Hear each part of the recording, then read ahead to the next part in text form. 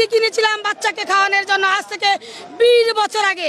সেই ফার্মের মুরগির গন্ধ নাকে বয়ে আমার আজও বেড়ায়। তাই আমি কিন্তু একটা প্রাইমারি স্কুলের টিচার হয়ে একটা দেশি মুরগি কিনে খেতে আমি আজও পারিনি।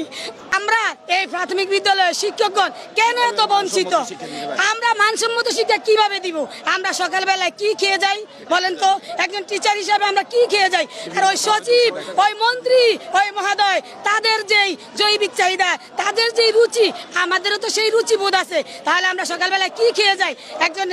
আমার একজন টিচারকে একদিন দুপুরবেলা জিজ্ঞেস করেছিলাম, ম্যাডাম আপনি কেন ভাত আনেননি? উনি আমাকে বলছিল কানে কানে যে ম্যাডাম আমার সকালবেলায় যে রান্নাটা হচ্ছে সেটা আমার ছেলে মেয়ে খাবে, আমি যদি আনি তাইলে আমি খেতে পারবো না।